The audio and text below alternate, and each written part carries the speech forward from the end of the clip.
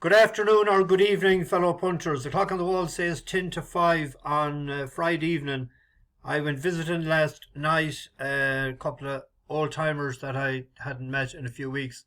And before I get on the road again next week, I wanted to call to them and got delayed in both houses. And so I do a video this morning, but the mind was blank, completely blank. If there's anything on my mind, and there is something on my mind, it's sort of, I don't know, does it create a problem, or is it that I'm not on the road, or what? But it was pure blank this morning, about 7 o'clock, and I tried it again at 8:45, and it was nothing. I was here sitting where I am now looking at this, and the mind was blank.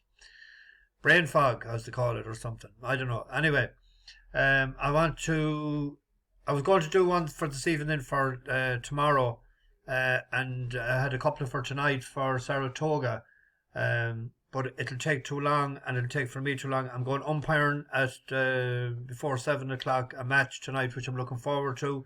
It's the second one I've done this year, or third one. I've missed a few, so I'm looking forward to that. So I'll be having a shower when I get this into the oven and getting ready. I might do one in the morning then for Saratoga tomorrow night and tomorrow's racing. I'll get this out of the way. Yesterday we had, the nearest we came was Livio Milo. I was sure it was going to win that race when I came up on the outside at the furlong pole. Traded 1 to 6 in running. And Amato just didn't. The ground was too dry, because when it won both times there, it was soft and good to soft. Good ground obviously doesn't suit it. Didn't relish the conditions. Bay Breeze picked the wrong one of Fahey's. When he seen the other one up front, he didn't put the hammer on it at all. We had Mujur Cody, that was the one I was on about. Finished 5th, just out of the money. Not forgotten. Didn't get a great ride, I thought. And then we got nutted last night in Saratoga. 10 to 1 shot. Went off 7s. And it was 7 to 1 without the favourite earlier in the day. I thought we were home and host. We got bet on the last nod. Gut wrenching, as they say. Anyway, I've 2 for tonight in Ireland. No, that's a lie. 1 in Ireland. And there's one at Bath, I think might be worth a couple of pound each way. Especially, I see 365 and a few of them are paying 4 places. It's a horse called Myriad. Good to Ferrum 1-6. Might suit to get into a place at least. Trained by Richard Hughes. If you look at it, when it wins in Kimpton and runs so well on the Goo, won in Chelmsford, that means that it'll lie top of the ground. It ran 2 races recently after a long layoff. It didn't run at all in 2023. It ran over 12 furlongs and it was staying on. And then it ran over 2 mile and it just got tapped for toe.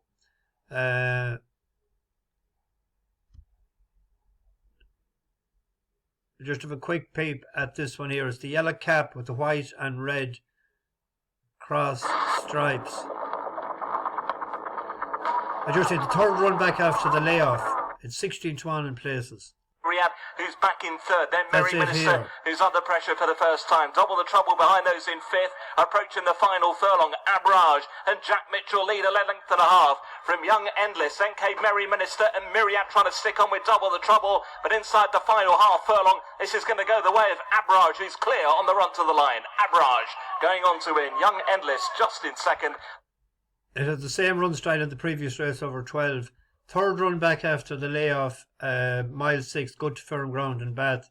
May suit. I see it's 16 to 1 there with a few bookies each way bet. And there's one at Fairyhouse that the ground is the key to this horse as well, I think, is Elsas Pride by Roaring Line for Fozzie Stack, 4-year-old filly.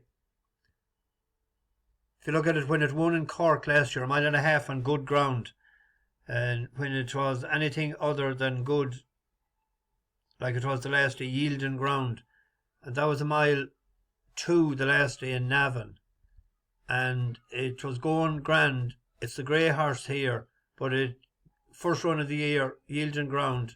The Sweet Crystals there, Sandy Man. On they come to the final 3 furlongs in the closing race, and Master Garvey is headed by both Jawali and 88, 2 in front of Elsas Pride.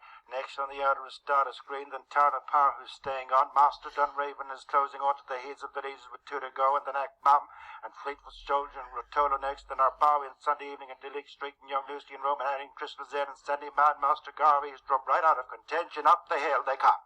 Less than a furlong to go, and it is Jawari attempting to fight them off. Bursting through in the white cap is Master Dunraven, and Master Dunraven is quickly getting on top as they race up to the finish. Master Dunraven punched out. So it ran out of petrol there, first run back after a layoff.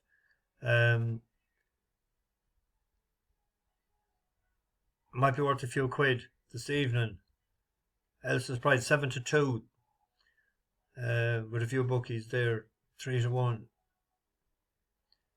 On to Saratoga tonight. Great racing. 3 horses that finished second the last time. Am I right in saying that? Where do we hear?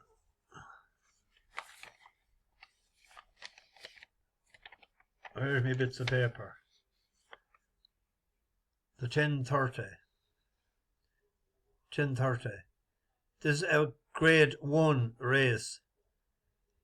We backed Coppice the last time with the Italian in the saddle, Lanfranco di Torre. Now this is a very good race. The 7 in it, and Chad Brown, who I love on the turf in the States, he has 5 of them. But if you look at this horse, it was the first run the last time after leaving Johnny G, where it had won 1, 2, 3, 4, 5 5 times. Was 4th to Inspiral in a Group 1. But the last day went off favourite. There was a pile of money for him before the off.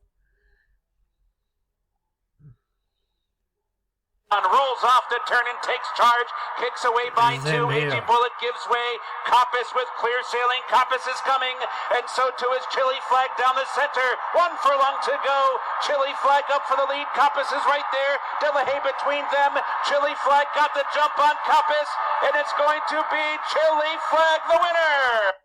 Chili Flag is up against us again tonight, but there's a 4-pound pull in the weights for what a neck defeat. Coppice is carrying 8 stone 6 tonight, and Chili Flag is carrying 8 stone 10. He's a good horse there, Chad Brown as well, with White Beam. And like Gina Romantica is no slouch either. This is going to be a great race. However, if Frankie learns a bit from the last day, it's the second run off the layoff.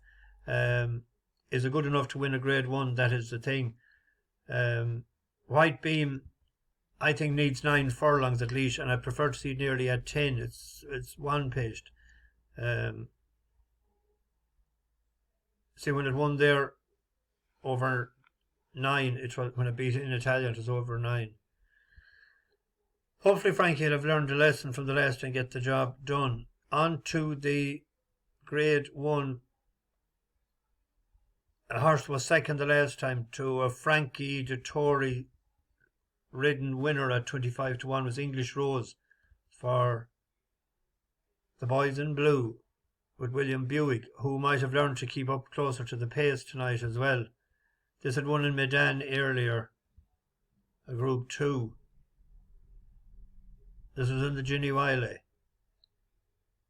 Frankie got first run on a 25-1 shot. Both Catchy. Outside at the top of the lane.